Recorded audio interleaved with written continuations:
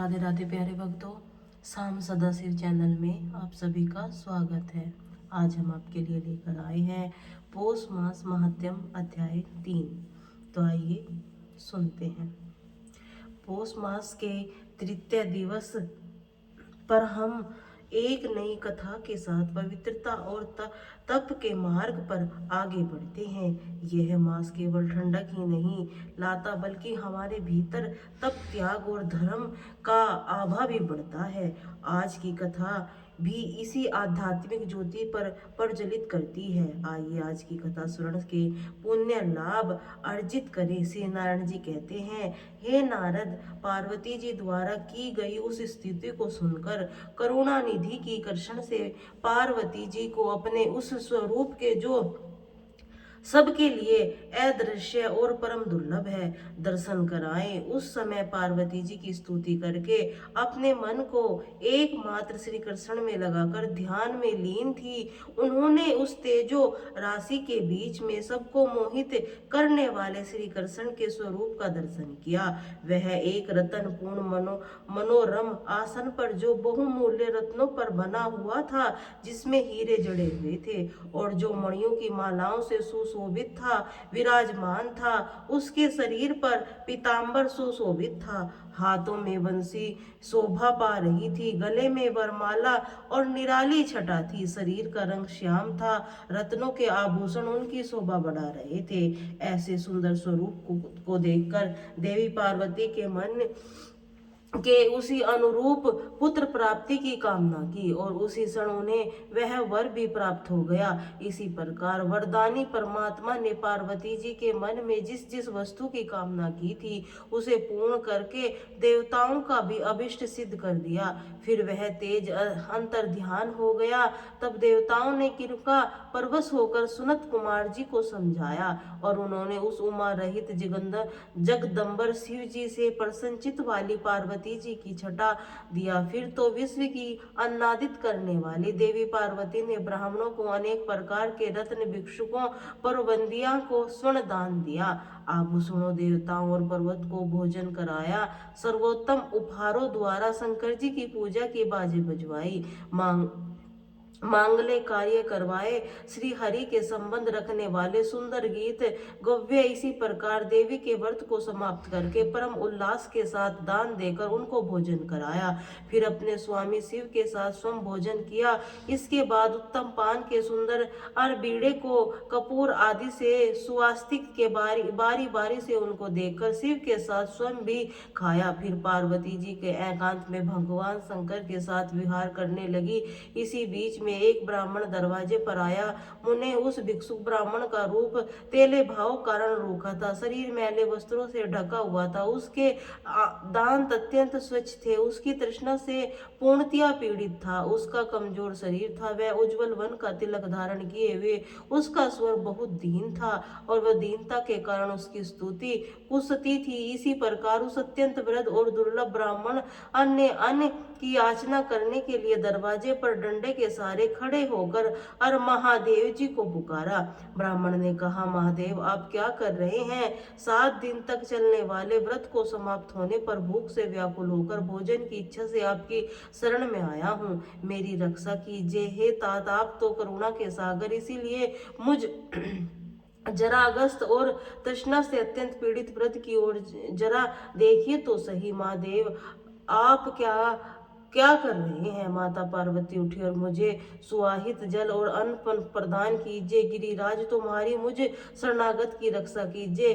माता आप भी जगत माता को, फिर भी जगत के बाहर ही हूँ, इसीलिए शीघ्र आओ। भला अपनी माता से कहते हुए किसी प्रकार भूख से पीड़ित हो रहा हूँ। ब्राह्मण को दीन वाणी सुनकर शिव जी पार्वती जी उठे और उसी समय शिव जी का शुक्र पात हो गया। पार्वती जी के साथ द्वार पर आए उन्होंने उस वृद्ध और अत्यंत दीन ब्राह्मण को देखा, जो वृद्ध अवस्था में अत्यंत पीड़ित था। उसके शरीर की झुर्रियां पड़ रही थी, वह डंडा के लिए हुए उसकी कमर झुक गई थी, वह तपस होते हुए भी अशांत था, उसके होठ, कंठ और तालु सूख गए थे। अब वह बड़ी ताकत लगाकर उन दोनों को प्रणाम और उनकी स्तुति कर रहा था। उसके अमृत से भी उत्तम वचन सुनकर नीलकंठ महादेव जी प्रसन्न हो गए।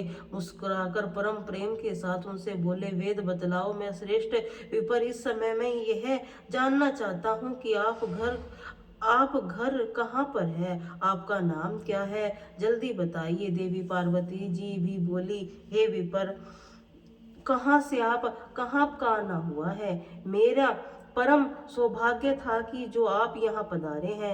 आप ब्राह्मण अतिथि होकर मेरे घर पर आए हैं, इसीलिए आज मेरा जन्म भी सफल हो गया। ब्राह्मण देवता अतिथि के शरीर में देवता ब्राह्मण गुरु निवास करते हैं, इसीलिए जिसके अतिथि का आदर सत्कार कर दिया उसके मानो तीनों लोक की पूजा कर ली हो। अतिथि के चरणों में तो सदा तीर्थ भी विद्यमान होते हैं, इसीलिए अतिथि के चरण प्रताक्षल के अर्थात पैर धोने वाले जल में निश्चय ही समस्त तीर्थों का फल भी प्राप्त हो जाता है। जिसने अपनी शक्ति के अनुसार यथोचित रूप की अतिथि की पूजा कर ली, उसने मानो सभी तीर्थों में स्नान कर लिया, सभी यज्ञों में दीक्षिणा ग्रहण कर ली। इसीलिए कहते हैं, अतिथि देवो भव। भारतवर्ष में मुक्ति भाव अतिथि का पूजन करके कर लिया, जिसके द्वारा मानो धरती पर संपूर्ण महादान कर लिया गया हो। क्योंकि वेदों में वर्णित जो नाना प्रकार के पुण्य हैं, उनके अलावा अन्य पुण्य कर्म भी अतिथि सेवा में 16वीं कला की बराबरी भी नहीं कर सकते। इसलिए जिसके घर में अतिथि अपमानित होकर लौट जाता है, उस ग्रस्त के पितर देवता अग्नि में गुरुजन भी उससे अपमानित होकर उसी अतिथि के पीछे पीछे चले जाते हैं।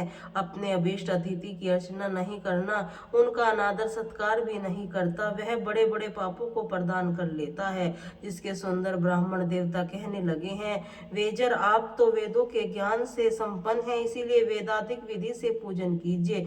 माता, मैं भूख और प्यास से पीड़ित हूँ। मैंने श्रुति हो या भी सुना है कि जब मनुष्य विधि युक्त आहार रहित में उपवास व्रत होता है, तब वह अपनी इच्छा के अनुसार भोजन करना चाहता है। पार्वती जी ने पूछा, हे ब्राह्मण देवता, आप क्या भोजन करना चाहेंगे? अगर आप त्रिलोकी के परम दुर्लभ होगा तो आज आपको जरूर खिलाऊंगी, आप बस मेरा जन्म सफल कीजिए। ब्राह्मण ने कहा, हे श्वेत, मैंने सुना है कि उत्तम व्रत परायण आपके पुण्य व्रत से भी प्रकार का भोजन एकत्रित किया है, इसीलिए उन्हें अनेक प्रकार का मिष्ठान को खिलाने के लिए मैं यहाँ आया हूँ। आपका पुत्र हूँ। जो मिष्ठान 3 लोकों में दुर्लभ है, उस पदार्थ को मुझे देकर आप सबसे पहले मेरी पूजा करें। साध्वी वेदवादियों का कहना है कि पिता 5 प्रकार के होते हैं, माताएं अनेक तरह की जाती हैं, पुत्र के भी 5 प्रकार की विद्यादाता अर्थात गुरु, अन्नदाता, व्यय की रक्षा करने वाले, जन्मदाता, कन्यादाता, यह पुरुषों के वेदांत पितर कहे गए हैं। गुरु पत्नी, जननी, सनतदात्री अर्थात धाय, पिता की बहन अर्थात बुआ, माता की बहन अर्थात मौसी, सौतली माता, अन्न प्रदान करने वाली अर्थात 5, और पुत्र वर्ध यह बतलाए कहलाती हैं। नित्य शिष्य, दर्तक, वीर्य से उत्पन्न अर्थात औषध और शरणागत के 5 प्रकार के पुत्र हैं। इनमें 4 धर्म पुत्र कहलाते हैं, 5वां औरस पुत्र धन का भागी होता है। माते, मैं आप पुत्रहीना का भी अनाथ पुत्र हूँ, वृद्धावस्था में ग्रस्त हूँ, इसी समय भूख और प्यास से पीड़ित होकर आपकी शरण आया हूँ। हे गिरिराज किशोरी, अन्नों से श्रेष्ठ पूरी, उत्तम के पके हुए फल, आटे के बने हुए तरह तरह के पदार्थ, काल देशा अनुसार उत्पन्न हुए वस्तुओं, पकवान, चावल के आटे का बना हुआ तिकोना पदार्थ, विषैले दूध, गन्ना, गुड़ से बने हुए द्रव्य, घी, दही, अनिका भात, घी से पका हुआ व्यंजन, गुड़ मिश्रित तिलों से लड्डू, मेरी जानकारी के बाहर सुधा तुल्य अन्य वस्तु, कपूर आदि से स्वास्तिक सुंदर श्रेष्ठ तांबूल, अन्य निर्मल स्वादिष्ट जल, इन सभी सुवास्तिक पदार्थों में से जिन्हें खाकर मेरी सुंदर तोंद हो जाए, मुझे प्रदान की जाए। इस आपके स्वामी सारी संपत्ति के दाता और त्रिलोकी की सृष्टि करता है, और आप संपूर्ण ऐश्वर्यों को देने वाली महालक्ष्मी स्वरूपा हैं। इसीलिए आप मुझे रमणीय सिंहासन, अमूल्य रत्नों से आभूषण, अग्नि शुद्ध सुंदर वस्त्र, अत्यंत दुर्लभ श्री हरि का मंत्र, श्री हरि के सुदर्श्य भक्ति मृत्युजन्य नामक ज्ञान सुख प्रदायिनी दान शक्ति और सर्वग सिद्धि कीजिए। सती माता, आप ही सदा श्री हरि की प्रिया और सर्वस्व प्रदान करने वाली शक्ति है। इसीलिए आपसे आपके पुत्र के लिए भला कौन सी वस्तु अदयी है। मैं उत्तम धर्म तपस्या में लगे हुए मन को अत्यंत दुर्लभ करने वाला सारा कार्य करूंगा, परंतु जन्म हेतु कामनाओं में नहीं लगूंगा, क्योंकि मनुष्य अपनी इच्छा से कर्म करता है। कर्म के भोग की प्राप्ति होती है कि में भोग शुभ और अशुभ दो प्रकार के होते हैं, वे ही दोनों सुख और दुख के कारण होते हैं। जगदम्ब का न किसी दुख होता है न सुख, अब अपने अपने कर्म का भी भोग है।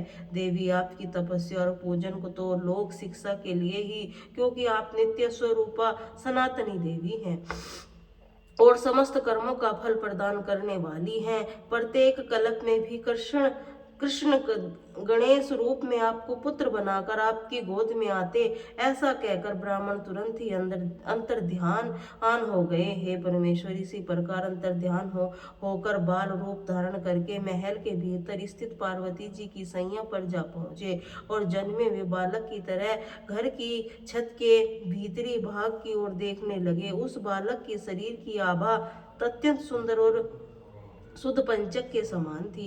उसका प्रकाश करोड़ों चंद्रमा की तरह उद्दीप्त था। सब लोग सुख पूर्वक उसकी ओर देख सकते थे। वह नेत्रों की ज्योति बढ़ाने वाला था, कामदेव को भी मोहित करने वाला। उसका अत्यंत सुंदर शरीर था, उसका अनुपम मुख शरद पूर्णिमा का उत्साह कर रहा था। सुंदर कमल की रसिक करने वाला उसके सुंदर नेत्र थे और अरतपुट ऐसे लाल थे कि उसके देखकर पका हुआ बिंब फल की लज्जित हो जाता था। संपूर्ण त्रिलोकी की कहीं उसकी उपमा भी नहीं थी। इसी प्रकार वह रमणी सैया पर सोया हुआ शिशु हाथ पैर उछाल रहा था। तब श्री नारायण कहने लगे, हे मुने, इसी प्रकार जब हरि को एक ब्राह्मण के रूप में भी वहां पधारे, अंतर ध्यान हो गए। देवी पार्वती की ओर शंकर जी ब्राह्मण की खोज करते हुए चारों ओर घूमने लगे। उस समय देवी पार्वती कहने लगी, विप्र, आप तो अत्यंत वृद्ध और भूख से व्याकुल थे, आप कहाँ चले गए हैं? विभु, मुझे दर्शन दीजिए, मेरे प्राणों की रक्षा कीजिए। अब देवी भगवान शिव से कहने लगी, शिव को जल्दी उठिए और उन ब्राह्मण देव की खोज कीजिए तो क्षण मात्र के लिए उदास मन वाले हम लोगों के सामने आए थे। परमेश्वर, अगर भूख से पीड़ित अतिथि ग्रस्त घर के अर से अपज होकर भूखा ही चला जाता है तो क्या उस ग्रस्त का जीवन व्यर्थ नहीं हो जाता? यहाँ तक कि उसके पितर उसके द्वारा दिए वे पिंड दान और तर्पण को भी ग्रहण नहीं करते। अग्नि उसकी दी हुई आहुति को देवगण उसके द्वारा निर्देत पुष्प जल भी स्वीकार नहीं करते। उस अपवित्र हव्य पुष्प जल को द्रव्य सभी मंदिरा के समान हो जाता है। उसका शरीर मंदिरा के समान और स्पर्शपूर्ण नाशक हो जाता है। इसी बीच वहां आकाशवाणी हुई, जिसके शोक में आतुर और विकल होता से युक्त देवी ने सुना। आकाशवाणी से कहा, हे जगत माता, शांत हो जाओ और मंदिर में अपने पुत्र की ओर जरा देखो तो सही। वे साक्षात गोलोक प्रिय परिपूर्ण तप परात्म श्री कृष्ण और सुपुण्य व्रत रूपी वृक्ष का सनातन फल है। योगी लोग जिस अविनाशी तेज का प्रसन्न मन से निरंतर ध्यान करते हैं, वैष्णव गण और ब्राह्मण, विष्णु और शिव आदि देवता जिनके ध्यान में लीन रहते हैं, प्रत्येक अकल्प में जिस परिपूर्ण सबसे पहले पूजा जाता है, जिनके स्मरण मात्र से सभी विघ्न नष्ट हो जाते हैं, जो पुण्य की राशि स्वरूप मंदिर में विराजमान अपने पुत्र की ओर चल देखो सही। प्रत्येक कल्प में आप जिस सनातन ज्योति रूप का ध्यान करती हो, वही अनेक पुत्र हैं। उनकी मुक्तिदाता भक्तों को अनुग्रह का मूर्त रूप है। जरा उसकी ओर तो निरहाओ तो आपकी कामना पूर्ति का बीज रूपी कल्प वर्ष का फल और लावण्य है। करोड़ों कामदेवों को भी निंद करने वाला अपने उस सुंदर पुत्र को देखो। देवी, आप क्यों विलाप कर रही हो? अरे, यह कोई भूखा ब्राह्मण नहीं है, यह तो विप्रदेश में स्वयं जनार्दन, अब कहाँ वृद्ध और कहाँ अदिति आदर। ऐसा कहकर श्री आकाशवाणी मौन हो गई। उस आकाशवाणी को सुनकर देवी पार्वती भयभीत होकर अपने महल के अंदर गई। वहां उन्होंने सैया पर सोए हुए उस बालक को देखा तो आनंद पूर्वक मुस्कुराते हुए महल की छत के भीतरी भाग को देख रहा था। उसकी सभा सैकड़ों चंद्रमा के समान थी। वह अपने प्रकाश समूह से भूतल को प्रकाशित कर रहा था। हर्ष पूर्वक स्वेच्छानुसार इधर उधर देखते हुए सैया पर उछल कूद कर रहा था। स्तनपान की इच्छा से रोते हुए उमा ऐसा शब्द कहा था कि उस अद्भुत रूप को देखकर स्वर और मंगला पार्वती अस्त्र होकर शंकर जी के पास गई। उन्होंने बड़े मंगल वचन से बोली, प्राणपति घर चले, मंदिर के भीतर जाकर प्रत्येक कल्प आप अपना ध्यान करते हैं, जो तपस्या का फल देता है जरा उसे तो देखिए। जो पुण्य का बीज महोत्सव स्वरूप पुंत नामक नरक की रक्षा करने का कारण भव सागर से पार करने वाला शीघ्र उस पुत्र को मुख को देखिए, क्योंकि समस्त तीर्थों के स्नान और पूर्णतः यज्ञों की दीक्षा ग्रहण का पुण्य उस पुत्र दर्शन के पुण्य की 16वीं कला की बराबरी भी नहीं कर सकता। देवी पार्वती ने यह वचन सुनकर शिव के मन को हर्ष मनन हो गया। तुरंत ही अपनी प्रतिमा के साथ अपने घर आए। वहां उन्होंने सैया पर अपने पुत्र को देखा। उनकी क्रांति तपाए हुए स्वर्ण के समान उद्दीप्त थी। फिर भी सोचने लगे, मेरे हृदय में जो अत्यंत मनोहर रूप विद्यमान था वह तो वही है। फिर देवी पार्वती जी ने उस पुत्र को सैया पर अर से उठा लिया और अपने हृदय से लगाकर वह उनका चुंबन करने लगी। तब उस समय वे आनंद सागर से निर्मित होकर ऐसा कहने लगी, बेटा, जैसे दरिद्र का मन सहसा उत्तम धन पाकर संतुष्ट हो जाता है, उसी तरह तुझ सनातन अमूल्य रत्न की प्राप्ति से मेरा भी मनोरथ पूर्ण हो गया। जिस विचराल प्रवासी और प्रीतम से घर लौटने पर स्त्री का मन पूर्ण हर्ष मनन हो जाता है, वह प्रसन्न हो जाती है, इसी दशा मेरे मन की भी हो रही है। वस्त जैसी पुत्र वाली माता चिरकाल के बाहर गए हुए अपने इकलौते पुत्र को आया देखकर बड़ी संतुष्ट हो जाती है, प्रसन्न हो जाती है, वैसे ही इस समय भी संतुष्ट हो रही हूँ। जैसे मनुष्य चिरकाल से नष्ट हुए उत्तम रत्नों को भी अनावर्ती के समान उत्तम दृष्टि अर्थात वर्षों को पाकर हर्ष से फूल उठता है, उसी प्रकार तुझ पुत्र को पाकर भी मैं हर्ष गदगद हो रही हूँ। लंबे समय तक व्रत उपवास करने वाले भूखे मनुष्य को मन जैसे सामने उत्तम अन्न को देखकर प्रसन्न हो जाता है, उसी तरह मेरा मन भी हर्षित हो रहा है। ऐसा कहकर पार्वती जी अपने बालक की गोद में लेकर प्रेम के साथ उसे स्तनपान कराया। उस समय उसका मन परम आनंद से निर्मग्न हो रहा था। फिर भगवान शंकर ने भी प्रसन्न मन में उस बालक को अपनी गोद में उठा लिया। श्री नारायण जी कहते हैं, नारद फिर उस तीनों पति पत्नी अर्थात शिव पार्वती जी ने बाहर जाकर पुत्र की मंगल कामना को बड़े हर्ष से ब्राह्मणों की तरह तरह की रतन दान दिए, भिक्षुकों को और बंदियों की तरह तरह की वस्तु बांटी। उसी अवसर पर शंकर जी ने अनेक प्रकार के बाजे बजवाई। हिमालय ने ब्राह्मणों को 1,00,000 रतन, 1,000 श्रेष्ठ हाथी, 3,00,000 घोड़े और श्रेष्ठ मणियां दान दी। इसमें अलावा पूरे प्रकाश में विधान जैसे वस्त्र आभूषण क्षीर सागर में उत्पन्न उसी समय से मूल्य रत्न भी दान दिए। कौतुकी विष्णु और ब्राह्मणों को कौस्तुकी मणि का दान दिया। ब्रह्मा जी ने भी हर्ष पूर्वक ब्राह्मणों को ऐसी विशिष्ट वस्तु दान में दी जो इस सृष्टि के परम दुर्लभ थी। ब्राह्मण उस अवसर पर ही क्षीण सागर से हर्षित होकर कौतुक वर्ष 1,000 मणियां, 100 कौस्तुक मणि, 100 हीरक, 1 शस्त्र हरे रंग की श्रेष्ठ मुनिया और बहुत सारे अमूल्य रत्न आदि ब्राह्मणों को दान किए। सरस्वती देवी ने अमूल्य रत्नों का बना हुआ एक ऐसा हार दिया कि जो तीनों में लो परम दुर्लभ और मुने शिव पुत्र के जन्म उत्सव में उपस्थित सभी लोगों में इसी प्रकार ब्राह्मणों का दान देकर उसके बाद उस शिशु का दर्शन किया। उस समय वे सब परम आनंद से निर्भक होकर मुझे उस दान के ब्राह्मणों को और बंदियों का इतना धन मिला कि वे दान से मिली वे वस्तु को उठाने तक असमर्थ रहे।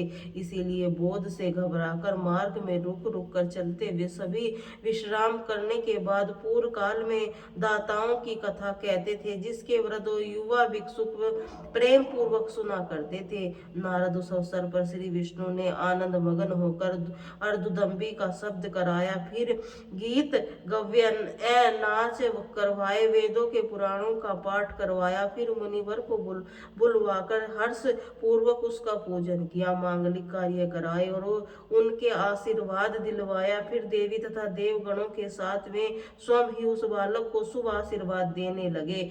श्री विष्णु ने ब्रह्मा जी से धर्म और महादेव जी की लक्ष्मी जी, सरस्वती जी की सावित्री जी के हिमालय में मेनका आदि उस शिशु को भरपूर आशीर्वाद दिया। फिर संगत सभी ऋषि मुनि और सिद्धियों के आशीर्वाद दिया। ब्राह्मण और बंदियों के इसी प्रकार से मंगल कामना वस्त नारद का इसी प्रकार मैंने गणेश जी का जन्म वृत्तांत भी संपूर्ण मंगलों का मंगल करने वाला समस्त विघ्नों का विनाशक है पूर्णतया उसको वर्णन कर दिया। जो मनुष्य अंतर समाहित होकर इस सुमंगल अध्याय को सुनता या पढ़ता है संपूर्ण मंगलों से युक्त होकर मंगलों का अवश्य स्थान हो जाता है। इसके श्रवण से पुत्रहीन को पुत्र, निर्धन को निर्धन, कृपाओं को कर निरंतर धन प्राप्त करने की शक्ति, पत्नीहीन को पत्नी, प्रजाकामी को प्रजा, रोगी को आरोग्य प्रदान होता है। दुर्भाग्य स्त्री को सौभाग्य, भ्रष्ट हुआ पुत्र, नष्ट हुआ धन और प्रभावी पत्नी मिल जाती है।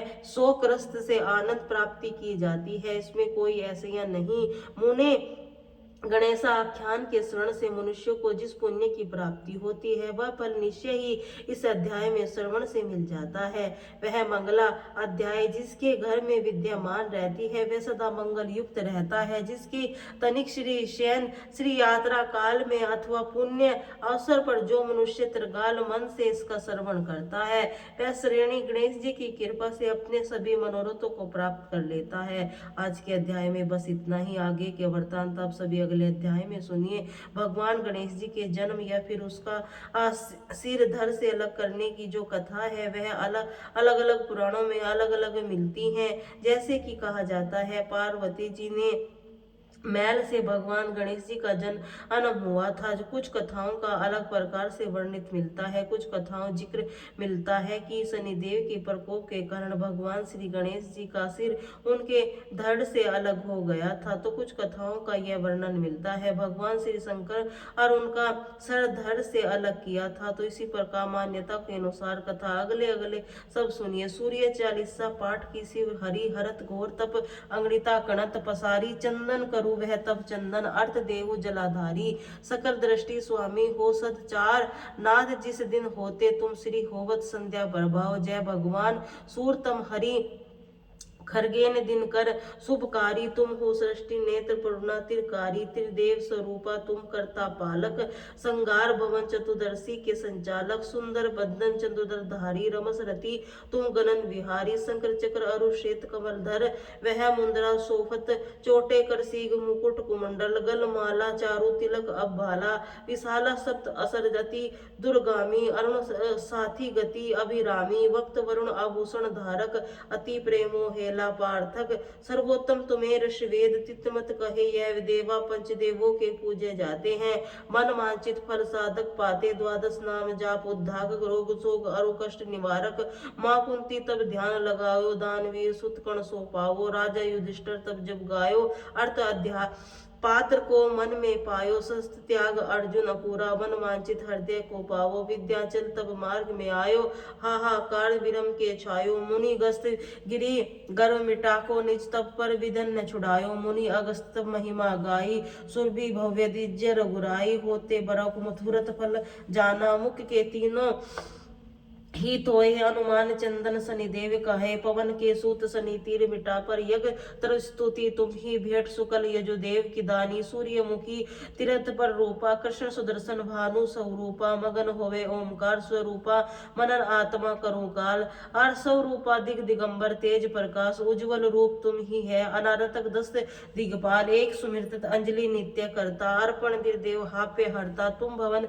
ज्ञान जोक्ति करता तुम भगवान सकल बनाए सब अनारत गायत्री जब सरल साधना संध्या त्रिकाल करत जो कोई पावे कृपा सदा तब वही चिंत शांति सूर्य स्पट देव व्यागी अपादन दे लेवे अष्ट दल कमल यत्र शुभकारी पूजा उपासना सब सुख करी माघ मास शुक्ल पक्ष सप्तमी पावन पारम हो पर शुभ व्रत पालन भानु सप्तमी मंगलाकारी भक्ति दयनी दोपन हारी रवि वासर जो तुमको ध्यान पुत्राधिक और दुख वैभव पावे पान रूपी पर्वत के विनाशी व्रज रूप तुम हो अविनाशी राहु आन तब ग्रस्त बनावे ग्रहण ए सरता को लग जावे धर्म दान तप करते साधक मिटने कृपा दीन दयार्थी बल बुद्धि दीन सूर्य उपासक नित ध्यावे कुछ रोग मुक्ति पावे दक्षिण दिशा तोरी गति जावे दक्षायण वो ही कलहा उतर मार्गी तोरे रत होवे उद्यान तब कहता मन अब वर्चन कर्म को पावन स्यम करता बलि कर आदान भारत दरस चिंत करता दिन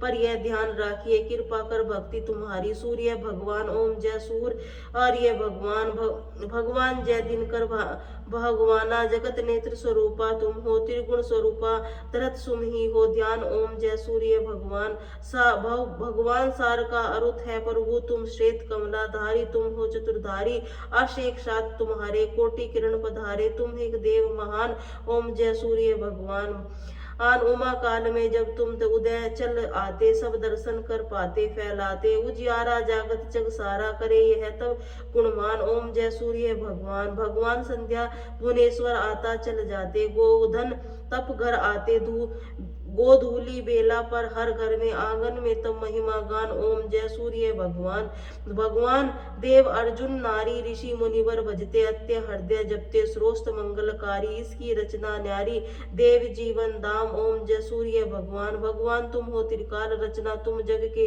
आधार महिमा अपरागात प्राणों का सिंचन करने वाले अपने देते बल बुद्धि ज्ञान ओम जय सूर्य भगवान भगवान भूचल जर चरखे चल सर से प्रणाम तुम्ही हो जीवों को प्रमाण तुम हो वेद पुराण बखानी धर्म सभी तुम्हें माने पुण्य सर्व शक्तिमान ओम जय सूर्य भगवान भगवान पूजित करती दिशा अपूजे 10 दिन पाल तुम भरे प्रतिपालक ऋत्वे तुम्हारी 10वीं तुम सातक अविनाशी शुभकारी शुभ महान ओम जय सूर्य भगवान ओम जय सूर्य भगवान ओम जय सूर्य भगवान।